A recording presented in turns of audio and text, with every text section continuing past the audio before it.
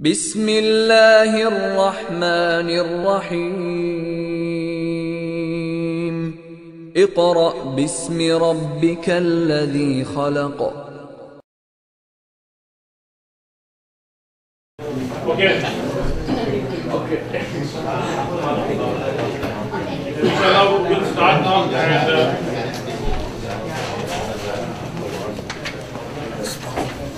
So sisters, we were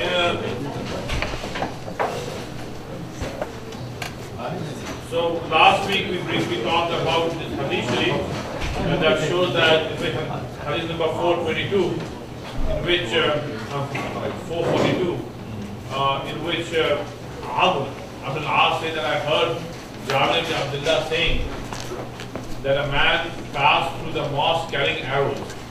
Rasulullah said to him, hold them by the head. Okay? So another hadith sharif on the same topic is the very next hadith, hadith number 443, which is narrated by Abu Burda ibn Abdullah on the authority of his father, that Rasulullah said, whoever passes through our mosque or market with arrows should hold them by their head, lest he should injure a Muslim. So these two ahadith are on the same topic. So what the ahadith mean is that in the masjid, especially in the masjid, also this is true outside the masjid as well, but this becomes more important inside the masjid, and that is that make sure that nobody is injured or hurt by your action. Now masjid, of course, is a place where people come to pray and they want peace there. So any kind of injury that your action could cause, it is something that Rasulullah prohibited. Okay? So holding arrow, just imagine holding an arrow, and you are like talking and your hand is going like this, right? So it might hurt somebody. This means that you cannot bring the Yeah. So the thing was that those people who will come to Medina, many of them will come from outside. They'll come to pray behind Rasulullah. So when they'll come, the tradition at that time was, like in Yemen and elsewhere, I have seen that that tradition is continuing even today. And that is that they have some draggers, Now, bow and arrows, nowadays people have guns, but at that time, bows and arrows. So when they will travel from one place to another place, they will carry that. Now, when they enter into Medina, right, they will keep it, and then when they go to Masjid Nabawi, they will carry it, because there were no motels there, hotels there where you can go and check your luggage. So Rasulullah saw this, so Rasulullah taught Sahaba that no, in the masjid, if you have to bring it, you should hold it from the head. Make sure that nobody is injured. So because masjids are places where everybody should be safe. No person should fear that it might hurt. And as I told you last week, that same thing is with verbal issues. That in the masjid you should not hurt anybody's feelings. Of course, you should not hurt anybody's feelings outside the masjid as well. But inside the masjid, we have to be very cautious. Yelling inside the masjid is completely haram. Yelling, screaming, backbiting. Although, sorry to say this, but in many masjids it is a common place where people yell, scream, and all that. This is why I'm very much against masjid having elections and selections and this and that, because I have seen that with experience that people lose sanity. Even one of them, you see educated people, very nice people with good akhlaq, but when these issues come in the masjid, people just lose their sanity and they start yelling, screaming and all that. So the masjids are not built for this, right? They are built to come and serve the house of Allah. And any system that will take you towards screaming, yelling, degrading people, this is wrong, completely wrong. In fact, if you talk further on this topic, you come to know that few masjid, I know one masjid in Miami that was shut down because of this. The government closed it, put a lock, because in the masjid there was a day of election of Shura, which to me is completely un-Islamic because there's no Shura here. I mean, Shura, according to the Islamic teaching, yes. But the way it is done in our Masjid, Masjid is completely un-Islamic, where you come and you scream, yell, and people lobby, elect me or select me and all that stuff, and then yelling, screaming, and all that stuff. So this is so one masjid in Miami was closed because of this. And what the brother who prayed in that masjid said to me many years ago, 10, 12 years ago, he said after it was very heartening to see that both sides, right, of the group hired Jewish lawyers. And for what? That my group should be taking control of the masjid. How you can manage the masjid? Yeah. See how you should manage the easy way is the way that Rasulullah did it. Sahaba did it. Tabi'een did it. We have to go back to that. See? We're going to go back to that. Yeah. And what is that? And that is very easy. And that is that when Rasulullah was alive, right? Rasulullah was the Imam of the masjid and he was the Amirul Mu'mineen. Right? After Rasulullah, the most knowledgeable person was Abu Bakr. Abu Bakr Siddiq radiallahu ta'ala was selected by the people to be the Amir and the Imam. Right? So when you do it in a selection selection is done by knowledgeable people, not general people. Remember that.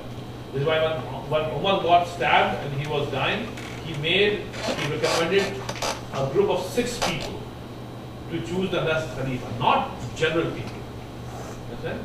Because when Allah said, وَشَاوِرْهُمْ فِي الْأَمْرِ, Allah said, وَأَمْرُهُمْ شُورَى بَيْنَهُمْ. It does not mean that every person among Muslims should be consulted. No. If you ask a person who has very little knowledge on an Islamic issue, what mashura will he give?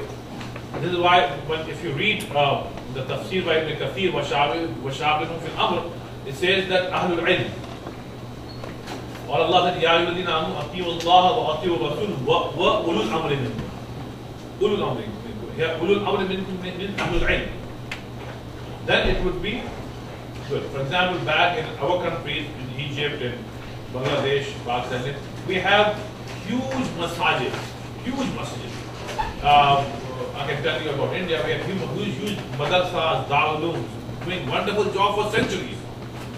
There is no fight over who is going to be the Amir of this madrasa. No fight. And these madrasas are producing hundreds of thousands of ulama every year. Why? Because Ahlul Ilm are running it. Because these madaris, masajid, makatib, these are people who are places of ibadah and ilm. Ahlul Ilm people, they should be running it, not any person from the street. How you can decide who's That's what I'm saying. Do it the way Sahaba did. I'm saying. I mean, Ahlul Ilm people should be consulted. Ahlul Ilm people should be brought together, and then consult. Allah says, "Fas'alu ahla dhikr in kuntum la ta'lamun." Do not. Allah here also have used the word Ahlul Dhikr. Ahlul Dhikr means Ahlul Ilm. In kuntum la. If you don't know how to do it, right, go and consult Ahlul Ilm, right.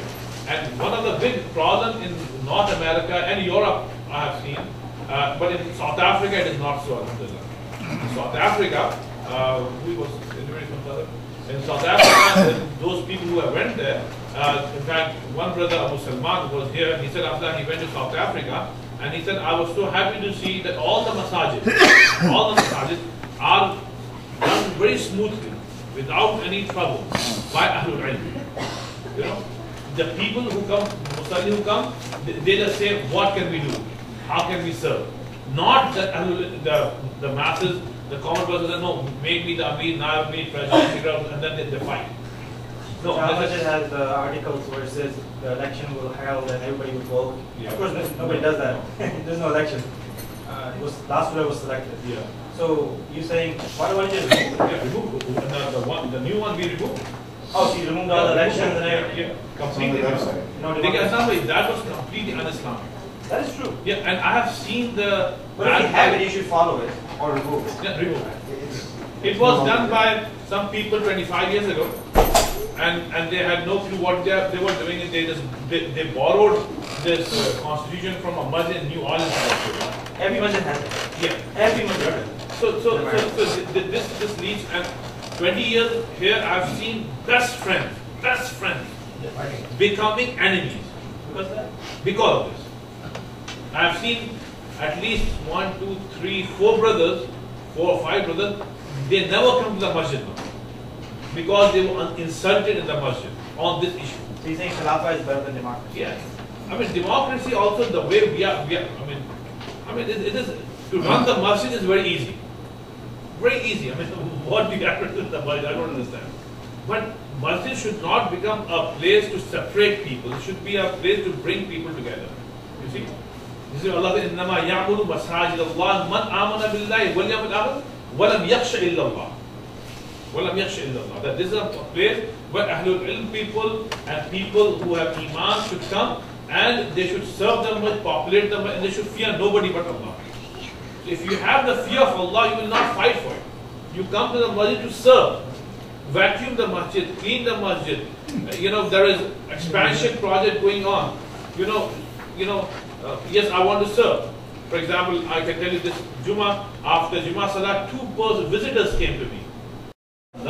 They are saying, Allah subhanahu wa ta'ala says, وَمَا يَنْتِقُ عَنِ الْهَوَىٰ إِنْ هُوَ إِلَّا وَحْيُ يُوحَىٰ.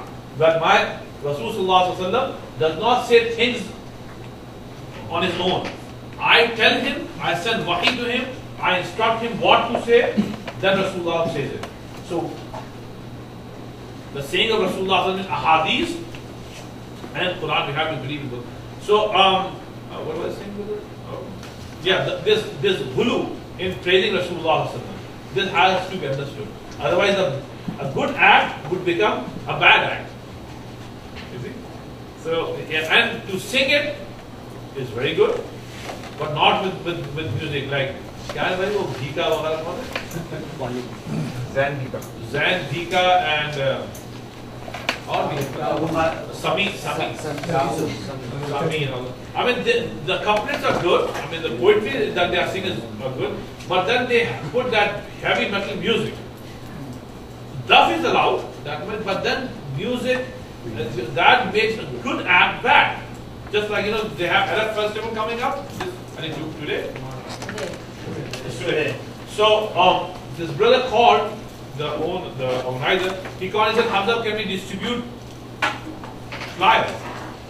My mistake, or I should have asked, but I just assumed. I said, brother, what is the event? He said, Arab festival. I said, what will you do? Just bazaar, people come together, I said, okay, good, it's a good thing you go and distribute. This Friday, before Salah, one brother brought a flyer to me, and it said that Arab festival, blah, blah, blah, and then it said music, dance, Arabic pop music. So, I said, oh my God, I said, no, remove them. From the masjid, right, we should not be propagating such events where there's music and all that. So, while I had asked, I think, Bilal Kutsegada, you and some other people, I said, can you go and remove all these flyers and all that? So they went to remove it, and at the same time, that brother who is the organizer entered. And he yelled at some of the youngsters who were, I said, what are you doing? Why are you removing it? So I saw this, I said, no, brother, that is right. But Sheikh, you gave me permission. I give you permission based on what you said. Had you told me that there's this pop music and music, I would have never given permission. Now, brother, look at the ignorance of people. He's from Palestine, and Arab Muslim, born in a Muslim environment. He asked me a question that made me speak. He said, Sheikh Tariq, what is wrong in music? I said, brother, and there were 2 minutes to go, 2 or 3 minutes before the English speech had to start. I said, brother, just remove it. I don't want to talk to you on this topic right now. I don't have time. If you believe that music is fine and dancing and pop music, all that, it's up to you, brother. I have no time to debate with you, but these things should be removed. It's a cultural event, anyway. Yeah, It's not cultural. Islamic. Yeah. So again, sometimes people don't tell you the whole thing. 7 hours of entertainment. Sorry? 7 hours of entertainment. 7 hours of entertainment, I think. So, and by the way, brothers, it's off topic, but I'll just take a few seconds. This notion of Arab festival or Pakistan festival or Bangladeshi festival or Indian festival, to me these headings are wrong. When you have come to this country, right, we know each other as Muslims. Okay? We should not put this division that you are Arab, so this is Arab festival. You are India, Indian festival, Pakistani festival, Bangladeshi festival. This is how we have segregated our masjid. This is Pakistani masjid. Jama is called Pakistani masjid. I said, you know what? Most of the musallis are from Morocco. And you know what? The Imams are not from Pakistan either. I am from India, Abdul Usman is from India. So why do you call this Pakistani masjid? What is it? No, it is a Pakistani masjid. If you go to Masjid,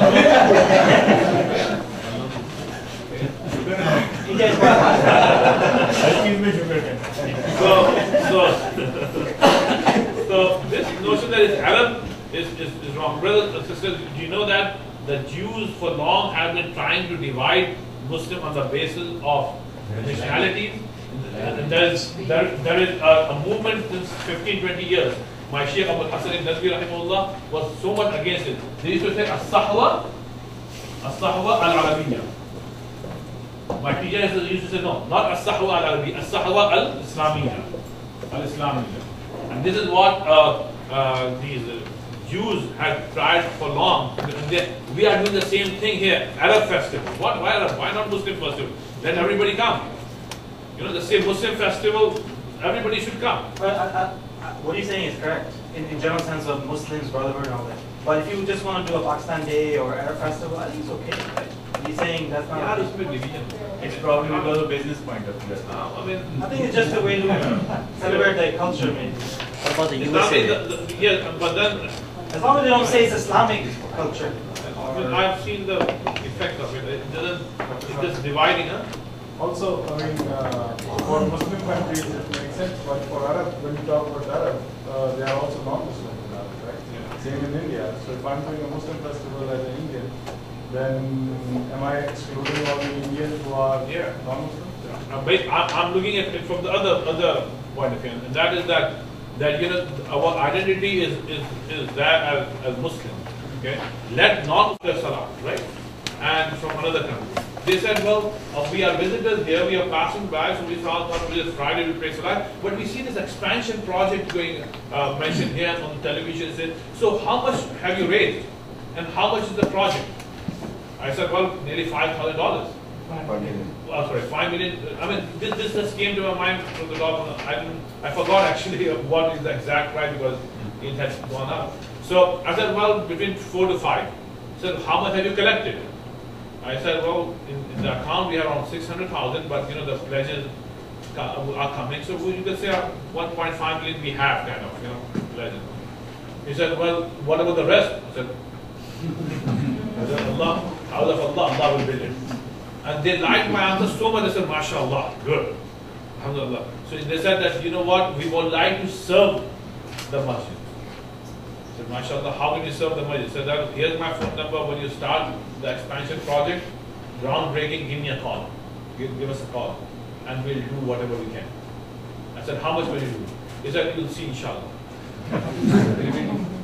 But they said that our policy is that wherever we go, we do not give money. We pay bills. The same thing. But you know, this should be the spirit. That this is the house of Allah. I want to build it for the sake of Allah. They did not say, no, make me the president. You know, serving the khidmat of ilm, khidmat of the places of ilm, places of ibadah. That is how it should be. Okay. So Allah subhanahu wa taala have. And here, brothers, let me quote one thing. I think it will help the youngsters are here as well. You know, you might learn from this because we are getting old. Now these kids will take over, inshallah. You know, one brother here, I will not mention his name, he became murtad. He left Islam in our community. And before leaving Islam, he met me. And one of the things, and I had no clue that he is going to leave Islam or things are that bad. He said that he went to a certain masjid, and not one masjid, but some other masjid, and there were the people who were fighting. And they were fighting on a fiqh issue about a certain great Imam of our history. And one group was saying that this great Imam of our past is right on this issue. Other group was saying that no, he is. I will tell you the name of this Imam, Imam Nawawi. You know, the Shah of Sahih Bukhari.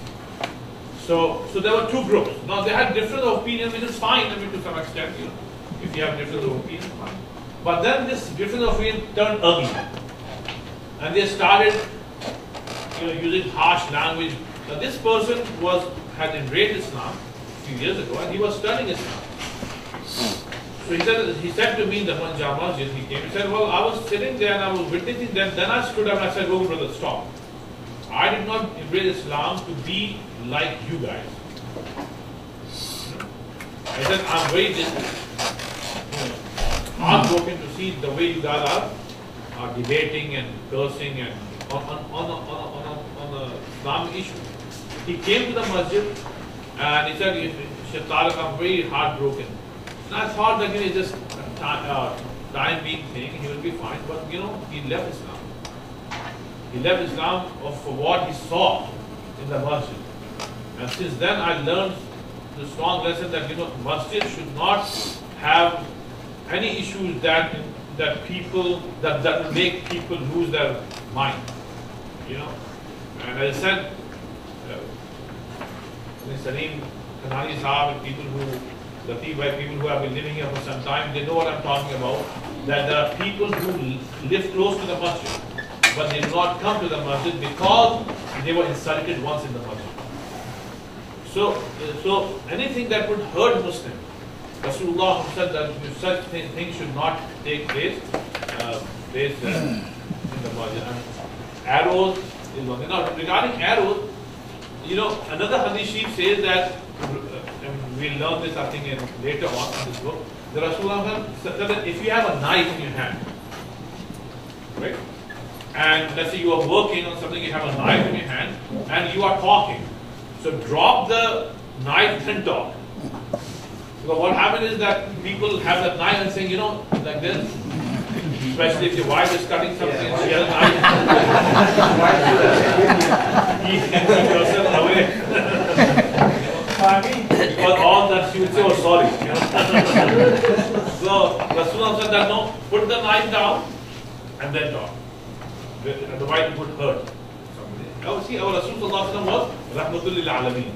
You know, for example, he said that if you have fire burning, right, and the oven, before going to sleep, make sure that you put it off. So what do you think? Huh? All these ahadith. Put it off. Otherwise, you'll be sleeping. You will not know what will happen to the fire. You might catch them. So all these, Rasulullah wanted people to be safe, especially the masajid. Masajid should be a place of tranquility and peace, and it should not be a place of fire. Okay. Hadith number 444. Narrated by Hassan ibn Thabit al-Ansari. Said, I asked Abu Hurairah, by Allah, tell me the truth, whether you heard Rasulullah saying, "Oh Hassan, oh Hassan, reply on behalf of Allah's apostle. Oh Allah, help him with the Holy Spirit." Abu Hurairah said, yes. So I think it's a famous hadith, you know that when Rasulullah said to Hassan, you know who Hassan ibn Thabit was? And a youngster back home, back there, Bilal Mian, was Hassan ibn Thabit. The poet? And the half ministers? Sorry? The poet, yeah. The Islamic poet. The first Islamic poet, Hassan ibn Thabit. Right?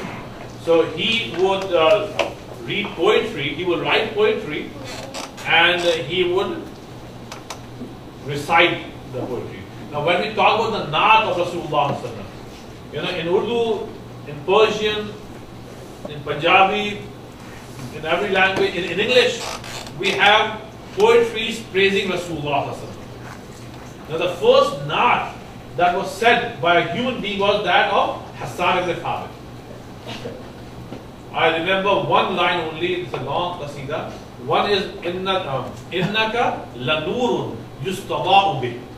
He pointed towards Rasulullah and said, O Prophet Allah, you are like a noor from which yustaba'u bih, from which people can take their share of noor. You see, here noor means hidayah. That you are a living hidayah from Allah. People should take hidayah through you. Because the real hidayah is in the hand of Allah subhanahu wa ta'ala. Allah subhanahu wa ta'ala is showing us hidayah through Rasulullah. So he said a naat of Rasulullah, right? Whether if you are interested in naat, some people say that if a person is saying a naat in Urdu language, Persian, Arabic, whatever, in the masjid, some people say, no, this is wrong. In the masjid, praising Rasulullah, this is completely ignorance.